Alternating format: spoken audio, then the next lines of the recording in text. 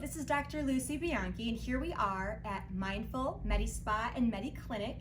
And today I have with me Lisa LaManna, and she's gonna talk with us, and we're gonna talk with her about how we combat the quarantine 15 and how we establish a regular exercise routine, not only when we've done something terrible like eat for 2 months straight, but how we maintain a healthy lifestyle for a long period of time. So Lisa, tell me a little bit about your business and what you do. Okay, thank you for having me today.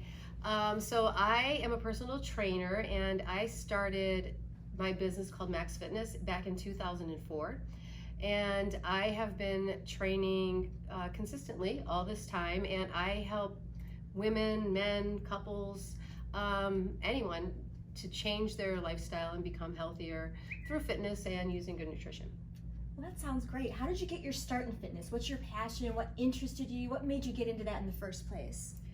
Well, to be honest with you, I started out at a very young age diagnosed with rheumatoid arthritis.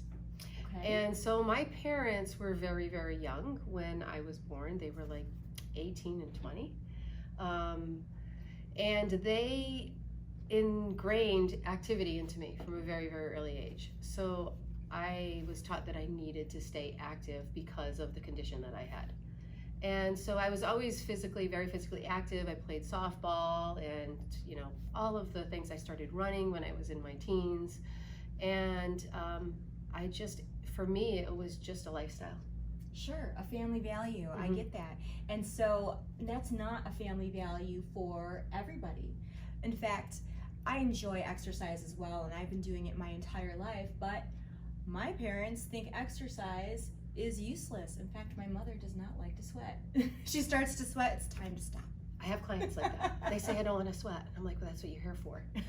Right, yeah, you got to get comfortable with that idea. Right. I think people sometimes aren't comfortable with the fact that exercise kind of hurts. Like, your muscle is going to be sore the next day, and that's normal. Right. If you haven't used it in a while. Right. I have many sayings that I use in my gym, and one of them is, we're going to get comfortable with being uncomfortable. Oh, that's a great saying. I'm going to remember that. Yeah. That's a great one. You remember that too. Yes, for sure. I can't say you heard it here first, but it's okay. It's all about yeah. pushing your body to challenge it so that it stays stronger or gets stronger. Right, sure. So going from that, what is your ideal client? What is the type of client that you really enjoy working with? Honestly, I really love working with women in my age demographic because I feel like we can really relate to each other.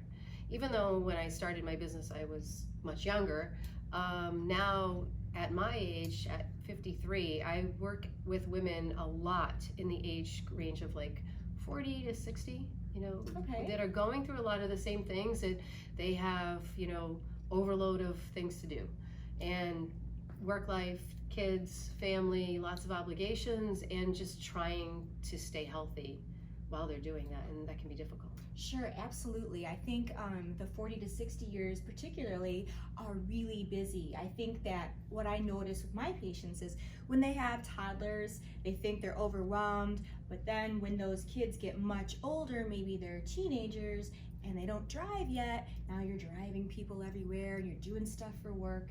And I know my patients a lot of the time will tell me that they just don't have time for exercise. So for a busy person, how do you discuss, or how would you suggest, or how would your service be available to them in a way where they could see that it would be okay, or they could have time to do that?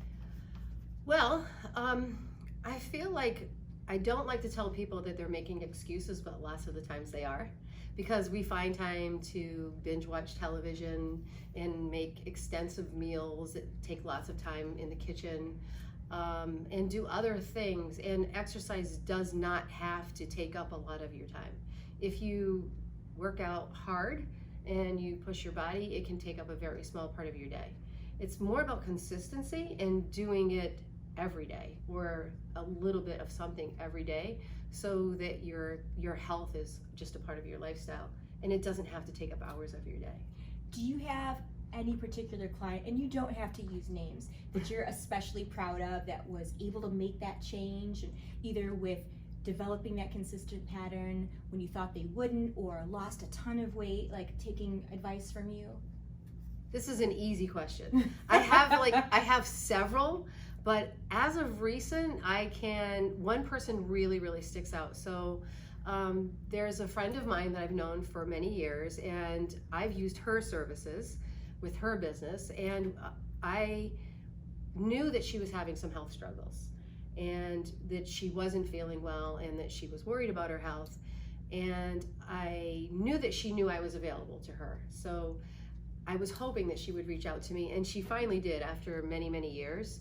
And within a very short time, and it happened this year, she just made that decision. She was like, it's time and I need to make a change. And I'm reaching out to you because I feel like you can help me. And she did a 12-week program with me, and within the 12 weeks, she lost 26 pounds. Oh, wow, good And for her. I basically had her on a 30-minute-a-day exercise plan. 30 minutes. Now 30 that minutes. is not a lot of time. No. That is amazing. And she would be more than willing to stand up and say, yes, it did work for me. Good for her. And has she kept it up since then? Yes, and she thanks me Wonderful. all the time. And for me, that's what keeps me doing what I do. Sure, yeah. Now, I know, but the people out there don't know that in addition to having a physical gym that you tailor workouts, you also have like Zoom workouts. I have several ways that people can work with me, actually. So I started out kind of old school many years ago, right? So I started out just training people out of their homes or out of my home, and then that evolved into a studio. But now I have many options for people, so they can work with me remotely, where I can coach them and I can give them their assignments of what they need to do. I did a lot of Zoom workouts over the quarantine because a lot of my clients needed to keep going and they couldn't come to my gym. So we did Zoom workouts together. I also guide people with nutrition, either through food or through a product line. So I have all these different options depending on what someone is willing or what's going to fit into their lifestyle. Sure, and I think you really hit the nail on the head with that, is that we all have very different lifestyles. Exactly. And the right thing is different for everybody, except that there's no substitution for we need a little bit of exercise and we need some form of healthy eating.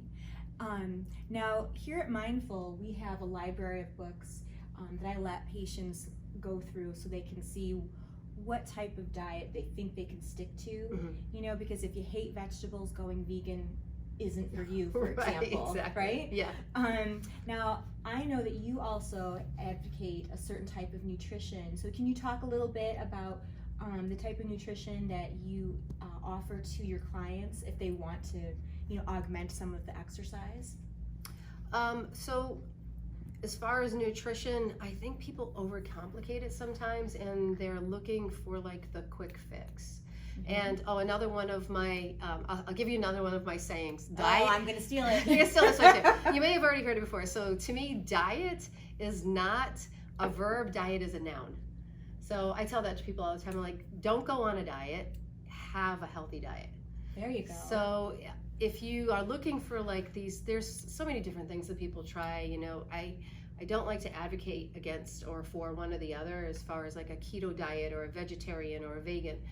I like you, I believe, do something that you think you can stick with that's healthy. Mm-hmm. If you're looking for like the quick fix because you have like an event coming up that you want to get ready for, but it's not something that you can maintain in the long run, then you are basically probably going to go back to where you started.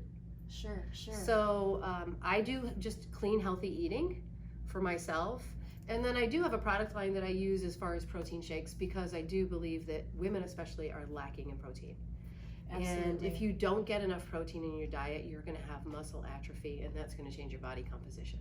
Absolutely, and I think that people don't realize that, Mm-hmm. and that can even be a cause of why women lose hair Mm-hmm. or don't have adequate hair growth or feel like their hair is not doing what they want it to do, simply the lack of protein.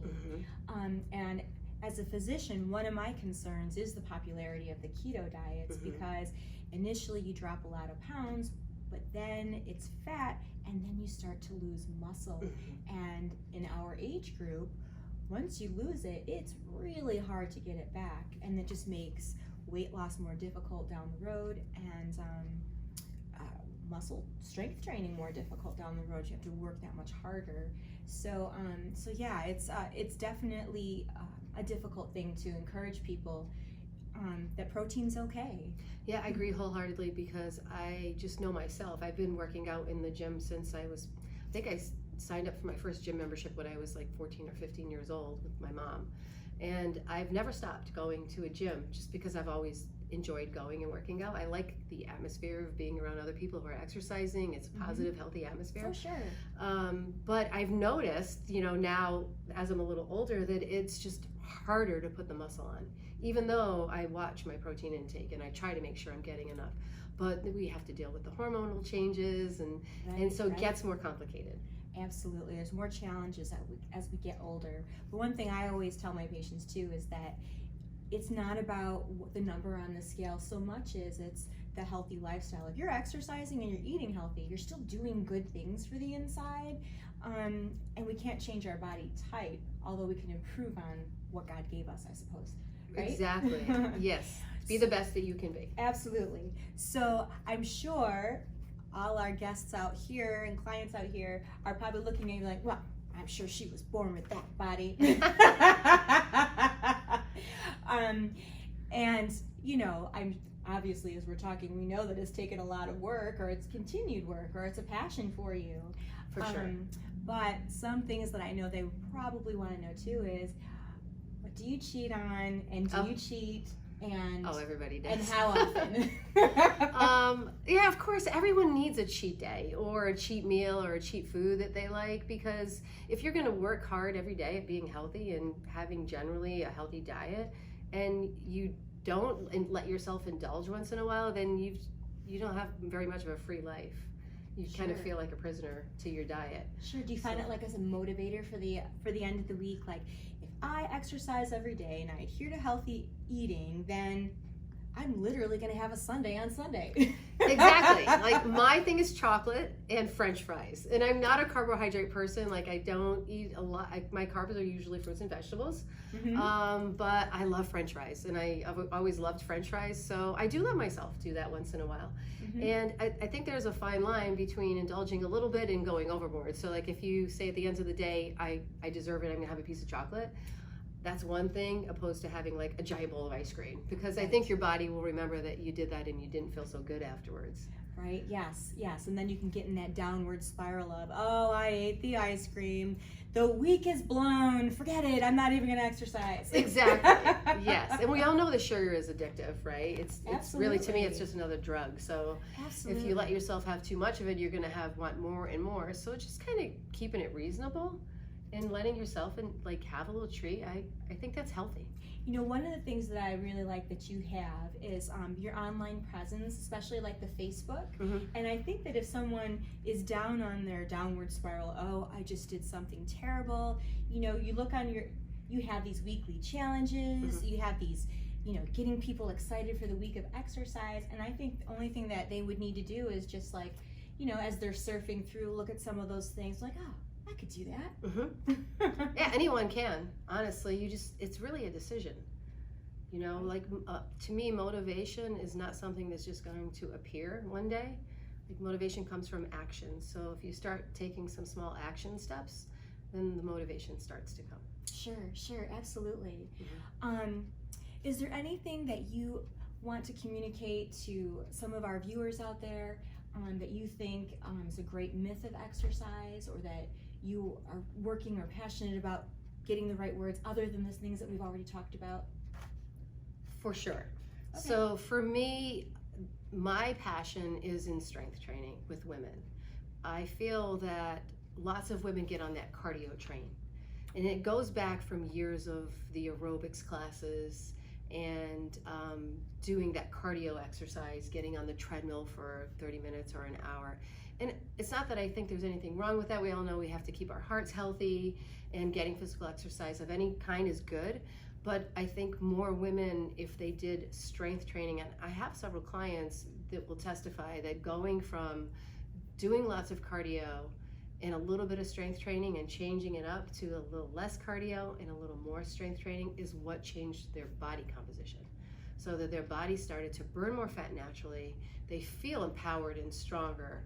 And you don't have to, I'm not saying be a bodybuilder, or, Sure. but just like challenging your muscles so that your body is more youthful. Because when we're losing our youth, we're really losing your muscle and losing that strong look that your body has when you're younger. Your posture changes, everything changes. You know, I think a lot of my female patients feel like if they do weight training or strength training, that there's only one way. Either I'm the way I am now, or I'm gonna look like Arnold Schwarzenegger, and that's it. Now what I found when I do it, and I'm sure you would, more of an expert than me, is that I actually get smaller when I am being good about like weightlifting and strength training. And how would you answer to that? I totally agree with you on that, because your body just, it's known that for every pound of muscle you have, you burn an extra 50 calories, I think it is. So just having more muscle in your body is going to help you burn more fat. And when there is no such thing as spot reducing, right? So that's a myth. If anybody is wondering, is it a myth or it is not a myth? It is a myth. You can't reduce your waistline by doing 1,000 crunches a day. Your core is going to get really, really strong, but if you don't overall just change your body composition with more strength training, a healthy diet, it's really simple. It's not rocket science, but it's science. Right? It is. And sometimes, you know, simplicity can be more profound. So you heard it here from the experts. Strength training and muscle building for women is not going to make you turn into a man or be huge. It's just going to make you more lean and fit and maybe able to have more cheat days. Lisa, thank you so much for coming out here, and I hope that we can have you come back again, because I'd like to further motivate people to get back into exercise and lead a healthy life and lifestyle for the long run. Thank you for joining us today, and thank you, Lisa. You're welcome. Thank you for having me. This was great.